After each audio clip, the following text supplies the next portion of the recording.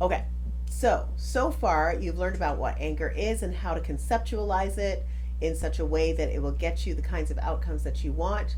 We have talked about the importance of measurement, and we've talked about the value of working on mindset before working on skill set. And so now I want to introduce you to the system that I talked about. Now, did you know that most research says that if we want programs to work, there needs to be an opportunity for rehearsal of those newly acquired skills? So we talked about mindset, now we're looking at skill set. So we want to rehearse those newly acquired skills in a safe, supported environment. Now, you can do this in a group setting, or you can do it with individuals, right? Working one on one with clients, which is what I do in my private practice in psychotherapy. I work with clients one on one, or I work with couples. But let's be honest, there is so much value and leverage in working in groups. And I'm going to share some of those ways in which working with groups provides value, not just for the client, but for the agency as well. System stands for save yourself time, energy, and money. Save yourself time, energy, and money. Anger Solutions is a system for delivering group programming that ensures consistent success. So think about this. In 2 hours a week, working with an individual, you would provide 2 hours, two 60-minute sessions, right?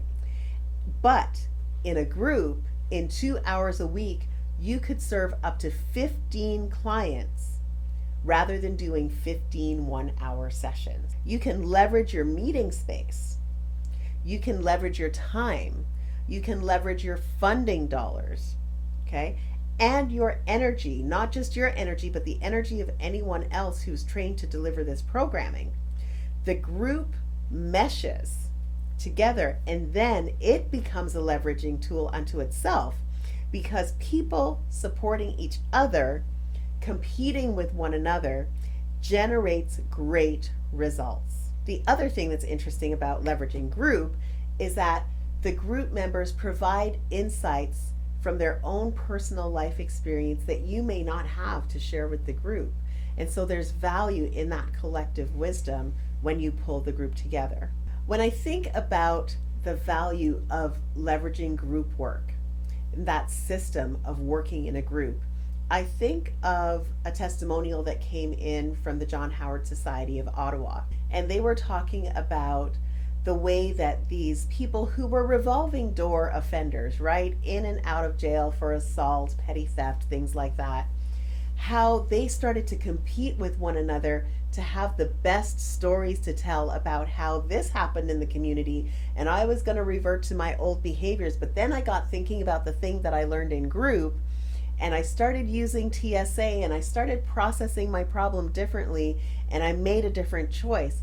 And this therapist wrote in and was telling how the group members, some of them hardened criminals, were applauding each other in the group as they told stories of how their choices were changing because they had shifted their mindset.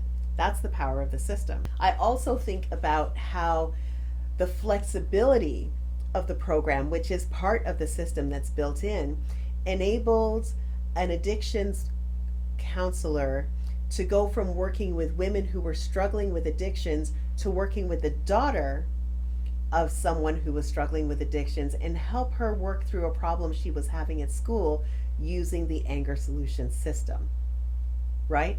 So when you have a system that is well oiled, it's kitchen tested, and you're using it over and over again, you're going to see that it is consistent in the way that it's delivered.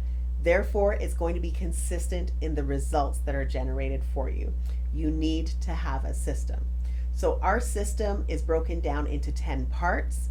Each part is delivered in a specific order. It's not like some groups where you can have continuous intake and that sort of thing. That's not how our system works. Our system starts at the beginning and it ends at the end. People have to come in at the beginning and they follow the process through to completion. It's almost like a set of building blocks that you need the foundation, and then you can build the additional components of the system on top of that. But you can't shift it around too much in terms of the structure. But there's lots of ways for you to customize within that system, within the way that you deliver it to the clients. You want to make sure that you're delivering the same consistent information, but you can be flexible in how that information is delivered. I want to share a brief summary of some of the research. Now, I mentioned in the last module about retention rates. So I want to talk now about success rates for cognitive behavior therapy based anger management programs. That's a mouthful. But I want to be clear that this is anger management, mostly CBT.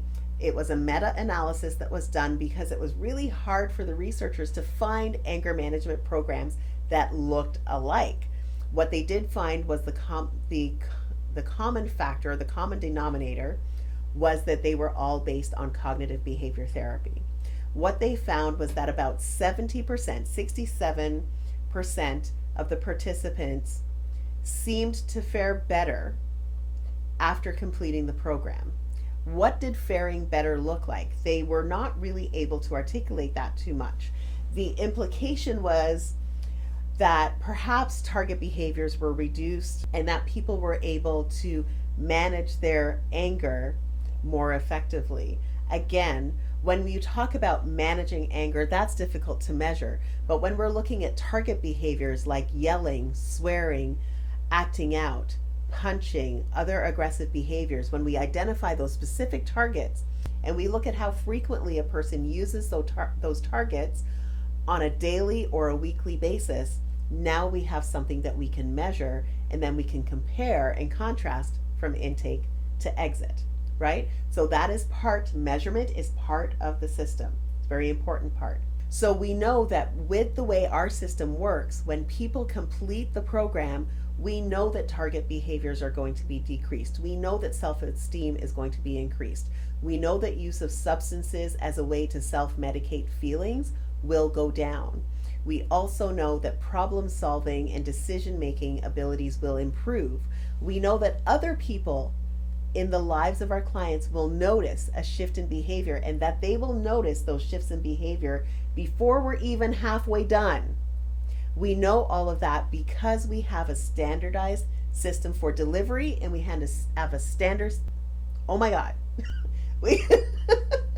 we have a standardized system for measurement, so that we can see what we're doing is working. And if the measurements don't add up to what we've seen from other agencies, from other organizations, then we can look inward and say, what did we do differently? Did we deviate from the system? Did we deviate from the program too much? And is that why we didn't get the outcomes that we should be expecting? So, having heard about that, I want to move now to part 5, which is, what are the specific outcomes? I just gave you the broad brush strokes right now, but what are the specific outcomes? What are the results that you should expect from a high-performing anger program? We'll look at that in the next module.